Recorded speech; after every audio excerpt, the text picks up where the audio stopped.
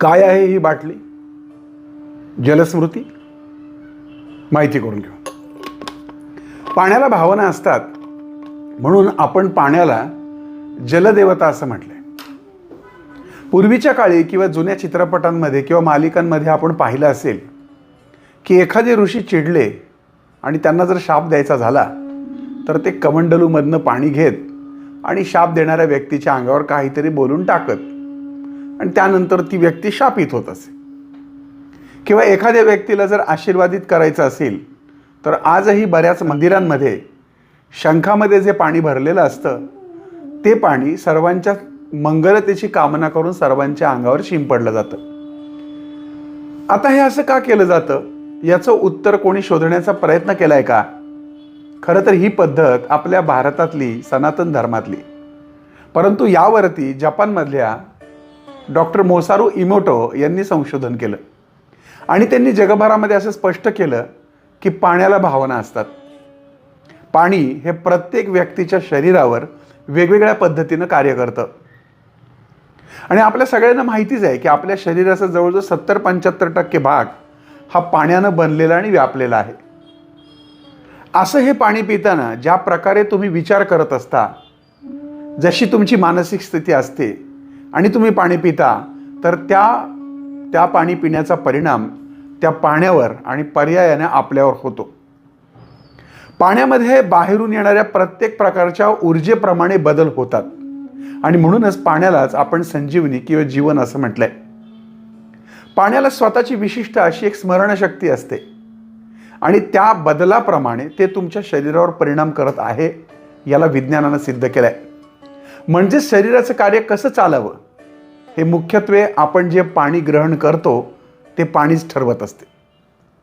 पाणी पितानाचे तुमचे विचार, पाण्याकडे बघण्याची तुमची दृष्टी, तुमची नजर, पाणी पिताना आजूबाजूला येणारे आवाज, पाणी पिताना तुमच्या मनातल्या ओतलेल्या भावना, तुमच्या तोंडातून निघणारे उच्चार, शब्द, या सर्वांचा पाण्यावर परिणाम होतो. आणि निश्चितच ते पाणी तीर्थ करायचं का ते पाणी शापित करायचं हे आपल्या हातात असतं.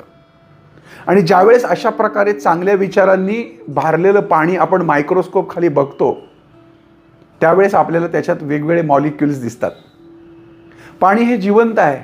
माणसाची मज्जासंस्था ज्याप्रमाणे कार्य करते त्याप्रमाणे पाणी आणि त्याची पेशी संस्था कार्य करू शकते. तुम्हाला जर तुमच्या आयुष्यात चांगला उद्देश साध्य करायचा असेल तर तो उद्देश या पद्धतीने साध्य करू शकता. तुम्ही साधा पाण्याचा ग्लास घेऊन मनामध्ये बोलून सुद्धा त्या पाण्यावरती संस्कार करून ते पाणी तुम्ही पिऊ शकता. किंवा अशा प्रकारची ही जलस्मृती ही जी बाटली आहे या माध्यमातून देखील आपल्याला त्याचा उपयोग होईल. ही सगळी वैज्ञानिक माहिती असून याची डिटेल माहिती जर तुम्हाला हवी असेल तर डॉक्टर मासारू इमोटो यांचं पाण्यावरचं संशोधन तुम्ही वाचा. इमोटोनं हे सिद्ध केलं, या शास्त्रज्ञानं सिद्ध केलंय की पाणी आणि मानवी भावना शब्दाच्या संपर्कात आल्यावर भौतिक आणि आण्विक बदल घडून आणतात. सकारात्मक आणि नकारात्मक दोन्ही हेतू निर्माण करून माहिती प्रसारित होताना पाणी बदलत असल्याचं मासारू इमोटो यांना दिसून आलं. डॉक्टर मासारू इमोटो यांनी त्याच्या संशोधनामध्ये पाण्याचा चेहरा पकडला. अतिशय थंड खोलीत अत्यंत वेगवान फोटोग्राफी आणि शक्तिशाली सूक्ष्मदर्शकांचा वापर करून त्यांनी असामान्य तंत्र विकसित केलं. प्रथम त्यांनी त्याच जलाशयातील पाणी भावना आणि शब्दांच्या अधीन केलं. नंतर ते गोठवलं आणि परिणामी त्याच्या क्रिस्टलचं छायाचित्रण केलं. मासारू इमोटोनं मानवजातीला पाण्याची ओळख ही जिवंत वस्तू म्हणून केली. त्यानं जगाला दाखवून दिलं की पाणी ही भावना जाणण्यास तसे आवाजांना प्रतिसाद देण्यास सक्षम आहे. हे विज्ञानाने सिद्ध केलंय. ज्या पद्धतीने ज्या प्रकारे पाणी पिताना तुम्ही पाण्याला ट्रीट करता त्यावेळेस ते पाणी खूप जास्त काळापर्यंत लक्षात ठेवतं, कारण पाण्याला स्वतःची स्मृती आहे आणि त्याप्रमाणे ते तुमच्या शरीरावर चांगला किंवा वाईट परिणाम करतं. याचा प्रथम विचार धरून या विशिष्ट परिस्थितीच्या मिनरल बॉटलची निर्मिती करण्यात आलेली आहे. यामध्ये हा जो आपल्याला दगड दिसतो हा ग्रीन ऑनेक्स आहे. अर्थातच हा ग्रीन ऑनेक्स म्हणजे एक प्रकारचं मिनरल आहे. यामध्ये हा प्रॉपर नैसर्गिक दगड बसवण्यात आला असून ही काचेची बाटली आहे. यामध्ये आपल्याला रात्रभर पाणी भरून ठेवायचे देवापुढे दिवा लावलेला असतो, त्याबरोबर देवाजवळच ही बाटली आपल्याला पाणी भरून ठेवून द्यायची आहे. पाणी भरताना आणि बाटली ठेवताना प्रचंड सकारात्मक विचार आपण त्या पाण्याकडे बघून तयार करायचे आणि मग ती बाटली समोर ठेवायची. खूप सकारात्मक आणि चांगले विचार त्या पाण्यामध्ये भरून त्या दिव्याच्या सन्निधीत तुम्ही ही बाटली ठेवा.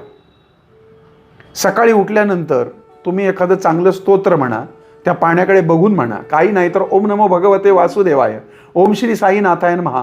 तुम्हाला जो कोणता मंत्र आहे तो त्या पाण्याकडे बघून तुम्हाला जेवढा वेळ म्हणता येईल तेवढा वेळेस म्हणा आणि त्यानंतर हे पाणी डायरेक्ट प्या. पाणी पिताना जाणीवपूर्वक काही सेकंद हे दोन्ही हाताने व्यवस्थित चांगला विचार करून मगच पाणी प्यायचं आहे. हे तुम्ही सलग 6 महिने करून पहा.